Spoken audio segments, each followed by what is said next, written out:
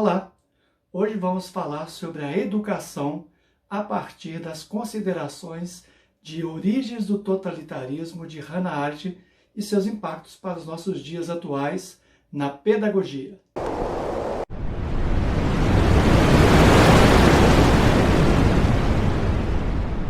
O livro Origens do Totalitarismo, publicado em 1951, escrito pela filósofa, pensadora Hannah Arendt, é uma das mais importantes contribuições para pensar as heranças do século XX na pedagogia do século XXI. Hannah Arendt define em seu livro Origens do Totalitarismo, em 3 etapas de análise, o que foi o evento totalitário na Alemanha, na primeira metade do século XX, em 3 partes. E essas 3 partes ela designou de os tripés do inferno.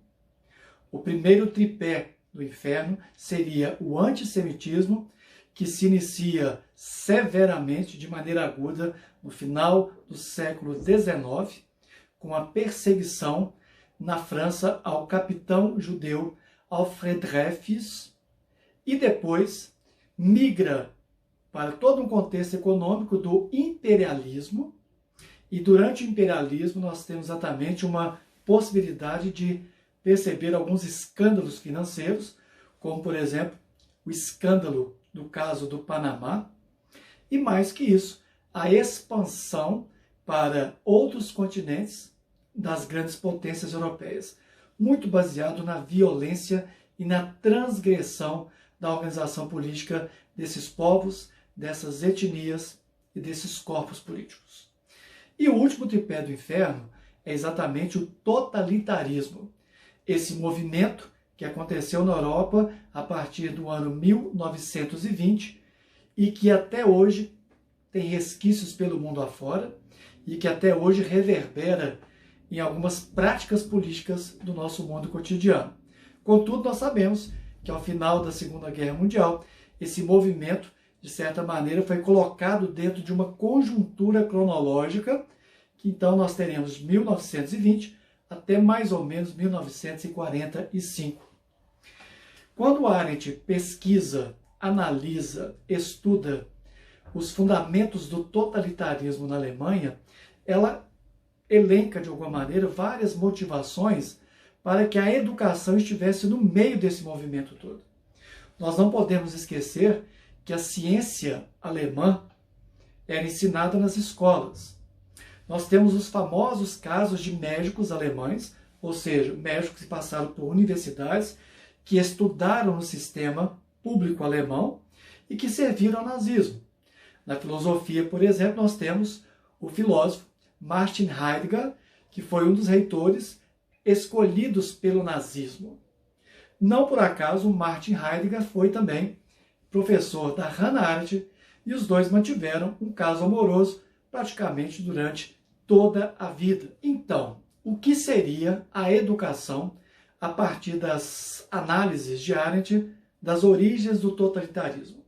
Quais os efeitos para a educação e as reflexões que podemos trazer para os dias atuais, tangentes que dizem respeito à pedagogia, à forma de ensinar, à forma de lidar com a educação? Esse vai ser o nosso tema a partir de agora. O primeiro ponto fundamental que Arendt trouxe ao questionar o movimento totalitário nazista na Alemanha a partir de 1933 é que a educação ela trabalha com o pensamento desobediente. Diferentemente do isolamento, da superfluidade dos alemães na concepção nazista, a educação ela é centrada no ser humano. Ela é centrada na valorização de todo e qualquer ser humano. O pensamento desobediente pedagógico diz respeito, em sua essência, à desconsideração de que somente uma pessoa tem poder e tem autoridade. Numa sociedade como a nossa, dizer que há um líder e que esse líder determina qual é a verdade das coisas, seria, no mínimo, uma ingenuidade pedagógica. A educação não é para doutrinar, dizer quem é que tem a verdade nas mãos. A verdade é uma escolha dos alunos, dos discentes. A verdade é uma escolha da crítica social e política realizada por aqueles que foram educados. Nós sabemos que para Arendt, a mais importante interdição da história das culturas humanas é o mandamento não matarás. Não matarás é um mandamento presente em praticamente todas as civilizações do mundo inteiro. Essa interdição é muito importante porque nós podemos hoje considerar que educar é não matar a singularidade dos alunos. É não matar a possibilidade de desenvolvimento de potencialidades, possibilidades. Hoje nós chamaríamos então de cidadania plena. No momento em que nós não acreditamos na morte necessária de alguém, nós também devemos acreditar pedagogicamente que não podemos matar aquilo que os singulares, os que chegaram ao mundo pelo nascimento, podem trazer de novidade para este mundo que vivemos.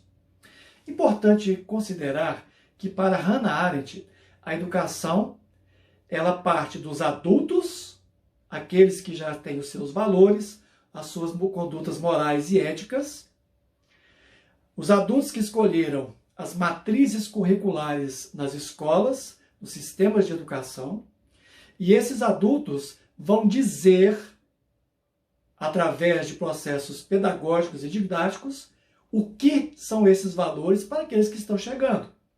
Esse encontro entre gerações, uma geração adulta que já fez as suas escolhas e uma geração que chegou pelo nascimento, sem ainda saber o que são esses valores, é nesse encontro intergeracional que nós temos a possibilidade do desenvolvimento de uma ontologia da singularidade. A ontologia da singularidade é uma proposta da educação feita por Hannah Arendt. E o que diz a ontologia da singularidade? Todo e qualquer cidadão que chega como criança ou jovem numa escola tem o direito a ser quem ele quiser. Tem o direito de receber a melhor educação possível. A melhor formação científica, a melhor formação da língua do seu país, no caso do Brasil, a língua portuguesa, a melhor formação filosófica, a melhor formação sociológica, matemática e aí por diante. Isso representa que para educar alguém hoje, através da chamada ontologia da singularidade, nós devemos considerar que cada criança e cada jovem representa uma única experiência humana. Colocá-los todos ao mesmo tempo, da mesma forma, no mesmo lugar, significa que a gente está ganhando tempo. A socialização é para que esses talentos, é para que esse jeito de ser vá se revelando.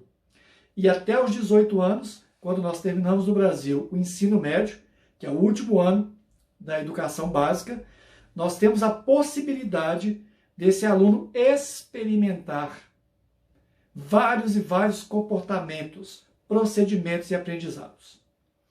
A escola não vai levar nenhum aluno para a cadeia porque cometeu um erro. Isso só vai acontecer depois dos 18 anos, quando passou pela educação básica. Significa então que a ontologia da singularidade vai lidar com este aluno, com a sua singularidade objetiva, durante o período de 0 até 18 anos, em que não há responsabilização criminal. A criança e o jovem podem experimentar. E a escola se transforma então num laboratório. Não um laboratório no estilo nazista, de campo de concentração, de extermínio, jamais. Mas um laboratório em que a humanização desse indivíduo, através da socialização, do contato com os conteúdos que nós adultos escolhemos e que acreditamos acrescentar mais humanidade a essa criança, esse jovem, serão testados, experimentados, colocados, discutidos, revistos e aí por diante. A criança, os jovens são obrigados a aceitar os valores que lhes são passados? Não. Na ontologia da singularidade, nós aprendemos que apresentar determinados conteúdos para crianças e jovens não é obrigá-los a ser o que nós queremos que eles sejam, mas dar a eles a possibilidade de escolha. Ou, se quisermos, a possibilidade do bom pensamento e a possibilidade da boa ação, a possibilidade do bom julgamento e a possibilidade da constituição de uma personalidade identificada com o melhor que a humanidade pôde apresentar. Nesse sentido, Arendt é uma autora conservadora. Não é conservadora no sentido de querer manter as tradições que não mais dizem respeito às formas adequadas de ensinar. Ninguém, por exemplo, pode dizer que Arendt era a favor da palmatória, isso jamais. Mas Arendt era a favor de que a gente olhe para o passado e perceba no passado, nas tradições pedagógicas, o que deve ser conservado. E em alguns momentos é fundamental que a escola traga de volta algumas metodologias pedagógicas que podem ter sido esquecidas e que podem funcionar em determinado contexto histórico. Ser conservadora não quer dizer ser tradicional, porque para Arendt o que nós escolhemos como valores das condutas humanas deve ser, então, conservado no sentido de apresentado para crianças e jovens. Nesse sentido, o mundo passa a ter uma certa permanência. E essa permanência é o que ela chama, então, de encontro intergeracional, que permite também processos pedagógicos e educacionais. A partir da leitura de Origens do Totalitarismo, da criação de campos de concentração e de extermínio pelo nazismo na Alemanha, de Hitler, nós podemos tirar algumas conclusões para a educação nos dias atuais. Uma delas é que toda e qualquer criança e jovem deve ter conservado, preservado a sua originalidade, de dar ao mundo a novidade que ele quiser. Mais que isso, existe uma pluralidade que acontece depois que esse jovem sai da escola. De 0 aos 18 anos, nós temos a ontologia da singularidade. Depois, quando o jovem tem a idade civil penal, onde ele está no Brasil com a sua maioridade civil, por causa dos 18 anos, ele passa a ser responsável e pode ser criminalizado por suas condutas. A ontologia da singularidade, que trata exatamente da escola como fase de ensaio, a ontologia da singularidade, segundo Hannah Arendt, ou o momento em que a escola investe na educação de crianças e jovens, é nada mais nada menos que a possibilidade de criação de um espaço de ensaios, mas de ensaios que valorizam o ser livre, a autonomia, a liberdade. Por isso, para Arendt, é na escola que aprendemos a agir. É na escola que devemos ensaiar formas de agir no mundo comum ou no espaço público. É na escola que aprendemos, então, a cidadania, ou aprendemos que quem vai herdar o mundo são exatamente aqueles que chegaram através do nascimento. Como dar ao mundo a novidade? Através da ação. Como dar ao mundo a novidade?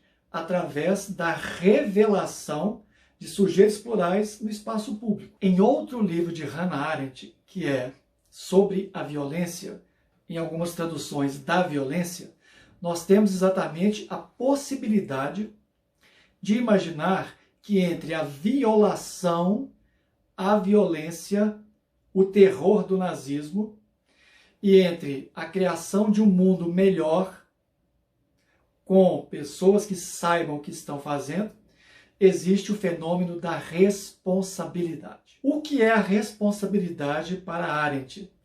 É exatamente quando os adultos que ensinam, que educam, quando os adultos que fizeram suas escolhas, dizem o que deve ser melhor em determinado contexto, porque já foi experimentado de alguma maneira por esses grupos. Ora, dar o melhor de si, em termos de condutas ético-morais, para aqueles que estão chegando, é apresentar-lhes o mundo tal como ele foi escolhido por nós, pelos adultos. Essa troca entre os que vão morrer e os que nasceram e vão assumir o mundo é uma troca muito bonita, porque a renovação das sociedades acontece exatamente por um fenômeno biológico, mas a manutenção de condutas ético-morais diz respeito à capacidade de um grupo educar o outro, ensinar o outro, mostrar o outro que foi escolhido. A escola, para Arendt, jamais deveria ser o lugar da naturalização da violação e da violência. É por isso que, para Hannah Arendt, a escola, a educação, a pedagogia jamais deve naturalizar a violação, a violência. Nesse sentido, nós devemos entender que violação, violência, terror, tudo isso diz respeito àquilo que nós não queremos mais experimentar, porque já está no passado da humanidade.